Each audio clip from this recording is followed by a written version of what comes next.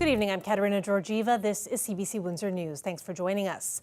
To recount or not to recount, a judge has made a decision on a federal election candidate's request for a judicial recount in a tight local race. This is our top story. I'm Emma Loop.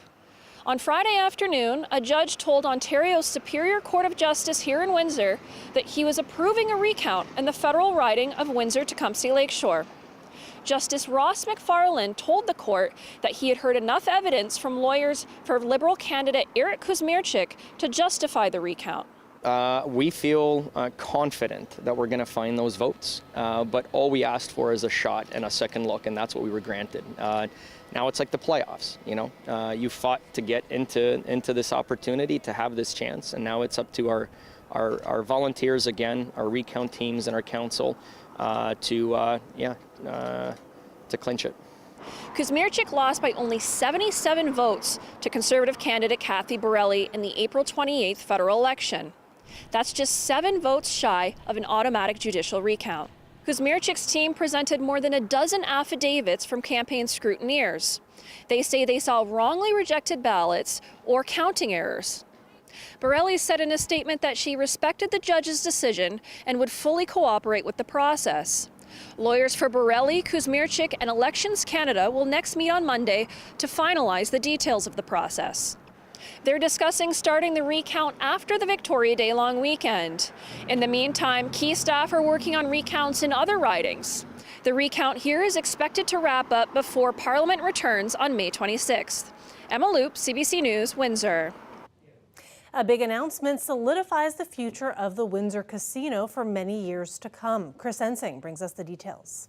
Caesars is a big winner today. The entertainment company will run the Windsor Casino for the next 20 years. It's a long-term deal management and employees are happy to have nailed down. It provides peace of mind, and we're so happy because, of course, Caesars has a proven track record. All smiles inside Caesars today after a lengthy bidding war to operate Ontario's oldest casino ends with a long-term commitment. This is very much a pillar of the region, and it's a huge economic driver and a tourism driver. Casino President Kevin Laforette has been with the operation from day one. Very proud day. Like a long journey, we've been through everything. You know, we were Monopoly to start, then we've had Detroit competition, COVID, all of that. Caesars has run this casino since 2008.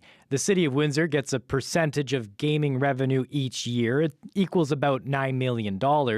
Ontario gets a guaranteed amount of the gaming revenue annually, and then 30% of any gaming revenue beyond that number. No one will say what that initial number is. Money made from the hotel, drinks, or entertainment, that all goes to Caesars. The winning pitch included new plans for the future. I can't really go into the details on that, but that was part of what do you see for the property? How are you going to do capital? What things are you going to bring?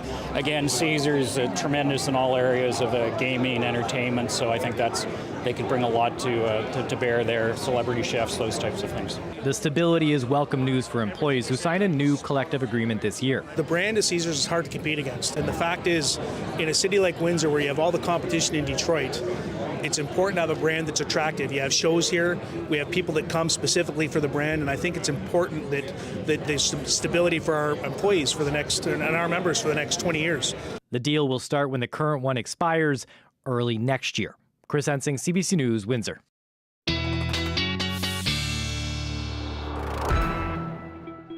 Chris Potter joins us now for our first look at weather. And Chris, today really just felt like summer has arrived. Yeah, it was a cool start though, Kat. Temperatures early this morning were around 3 degrees in the Windsor area, but by the afternoon, temperatures climbed back into the mid-teens for the most part. Northerly winds creating cooler conditions along the Lake Huron shoreline, but we're at 17 right now in Windsor. Not much to talk about in terms of active weather. We're kind of sandwiched in between two systems, but we have high pressure in place. That will hold through tonight. Temperatures tonight dropping and holding at around 6. We double up through the mid-morning hours and then double up again for the afternoon with a daytime high near 24. More of the same kind of temperatures coming up. We'll have those details. Good.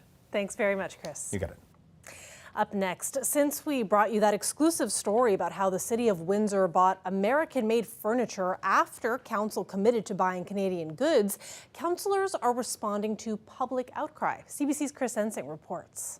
In late April, city staff purchased American-made outdoor furniture to put inside of a public space being built in front of City Hall. That came days after council endorsed a strategy to prioritize buying Canadian-made goods during the trade war with the United States. Taxpayers have been frustrated with this purchase, complaining to councillors, and some councillors are trying to figure out if they can cancel this deal. If there's a way to get out of this purchase, I think they're probably looking at ways to do that and bring it to council. They're probably looking at ways to fix this because the PR has been so bad. And like I said, we wear this. The politicians wear this. But council had no say in the deal. That's because the furniture is part of the previously approved $15.4 million budget for the outdoor ice rink and water fountain. The purchase was made by top-level staff. They bought $285,000 worth of American-made outdoor seasonal tables, umbrellas, and garbage cans. This was a sole source contract with no open bidding process. City staff stand by the purchase, saying in part it's because they have a long-standing relationship with Park Street Solutions. That's the Ontario-based company that the city is dealing with to get these objects to Canada. Now, when it comes to maintenance and a timely delivery of the products, because of the relationship, staff say they can depend on Park Street Solutions to deliver.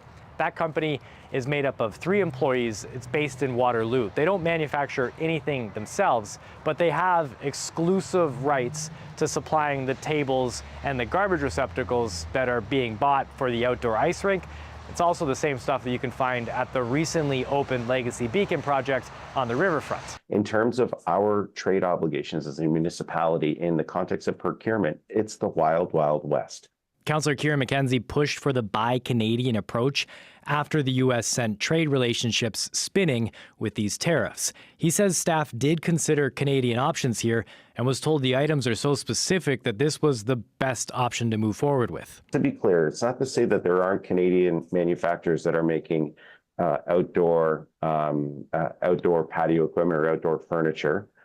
This one happened to be making, the one that was selected happened to be making outdoor furniture that most aligned with the specifications of the project. This purchase could come up at the next council meeting. Staff are expected to give councillors an update on how the trade war is impacting the city's financial situation, warning that if there's a long-term tariff situation at play, it could have substantial impacts.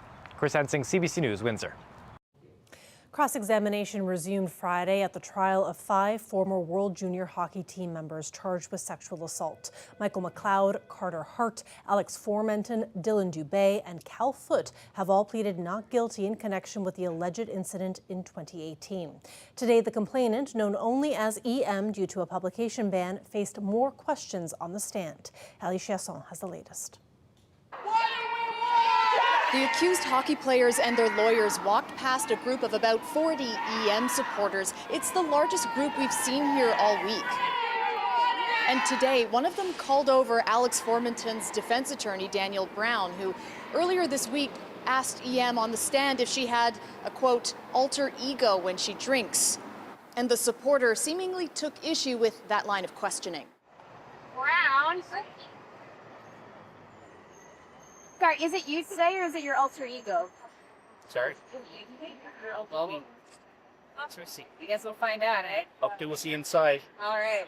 And inside the courtroom, Brown continued his cross-examination with a show and tell in front of the jury. He brought in a 1-ounce shot glass and a Jagerbomb shot glass from Jack's. He pours the Jagerbomb shot into the 1-ounce glass and suggests that it's actually about half the amount of alcohol.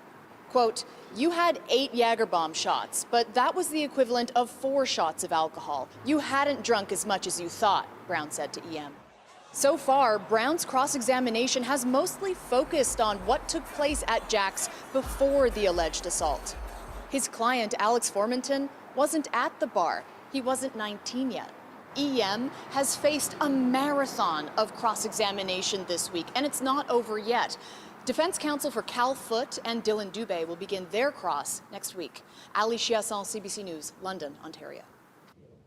Prime Minister Mark Carney will name a new cabinet on Tuesday. He has previously said that it will be made up of an equal number of men and women. The new cabinet will be sworn in at Rideau Hall by Governor-General Mary Simon. Carney won the Liberal leadership March 9th, and he and his first cabinet were sworn in 5 days later. It had just 24 ministers compared to former Prime Minister Justin Trudeau's last 39-member cabinet. Carney has not confirmed the size of his second cabinet, but it may be slightly larger than his first in order to accommodate some newly elected MPs. Canada's unemployment rate ticked up to 6.9% in April as the U.S. trade war began hitting factory jobs, with the auto capital, Windsor, seeing its unemployment rate rise to 10.7%. The national number matches the highest rate seen in 8 years outside of the pandemic. The manufacturing sector lost 31,000 jobs as tariff uncertainty loomed over the industry. The wholesale and retail trade sector lost 27,000 jobs. Ontario, the country's industrial heartland, saw the steepest decline among the provinces.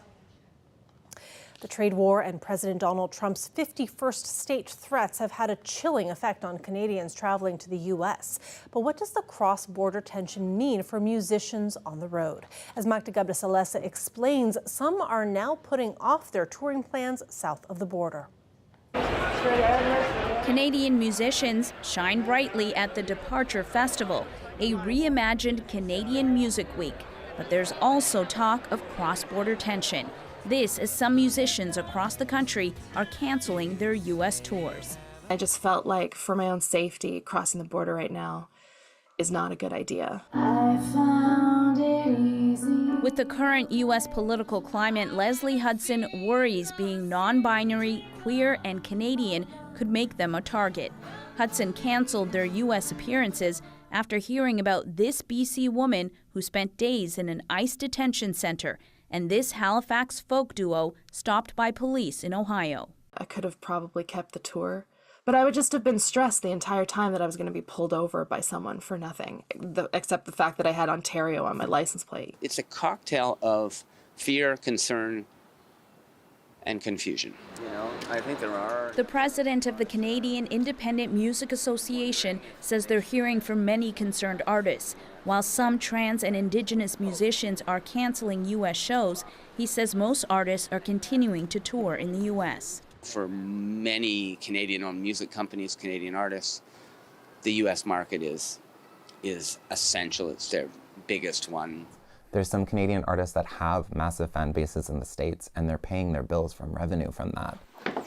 Country artist Robert Adam supports those still touring in the U.S. while making the call not to do the same.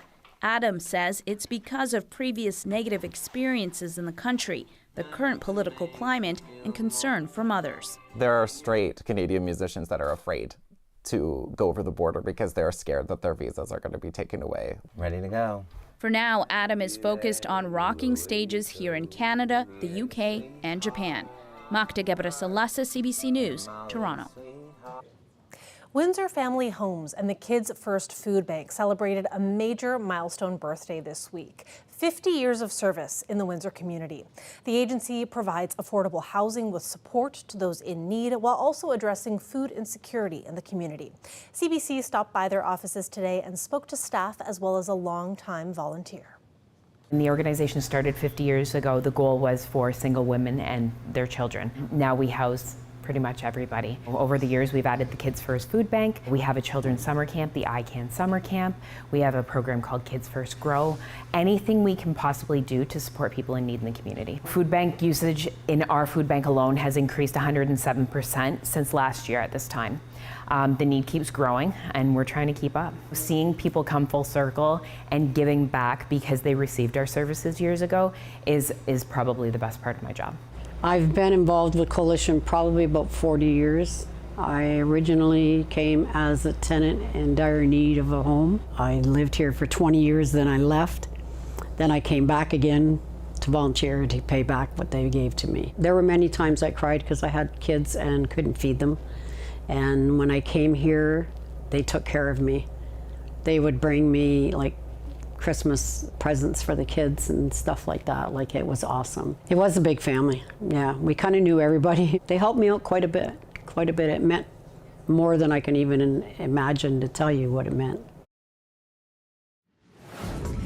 When we come back, our colleagues at Radio Canada are also celebrating a huge milestone, 55 years in Windsor. I'll speak with them after the break. Stay with us.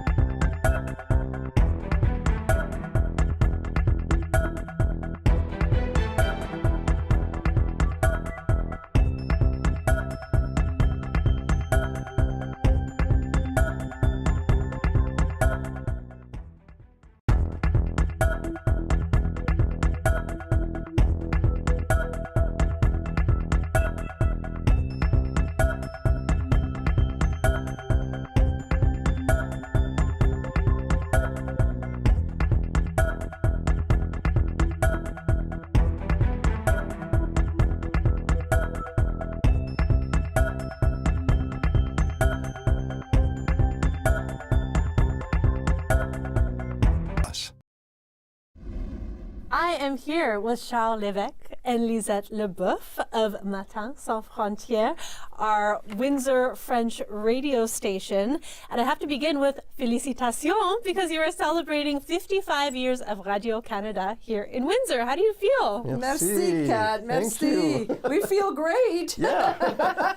We've been here for like 37 of those 55 years. Charles, 31 of those 31 years out of 55. So it's a big celebration. It really is. How are you feeling, Charles? Oh, I'm excited. Yeah. Let's look back a little bit. What has changed over the last 30 plus years?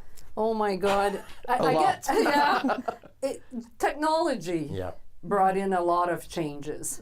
We have less staff, but we work harder, actually. But also with our listening audience. It has changed a lot over the years. You know, when the station first launched, I guess back in this 1970, It was like the local people, Franco-Ontarians, and also many people, Kat, that had moved to Windsor to work, people from New Brunswick, from Quebec as well, to work in different industries. Now, in the last few years, we've seen a lot of immigrants coming in from Africa, Lebanon, a lot of French-speaking people. How about you, Charles? What have you noticed?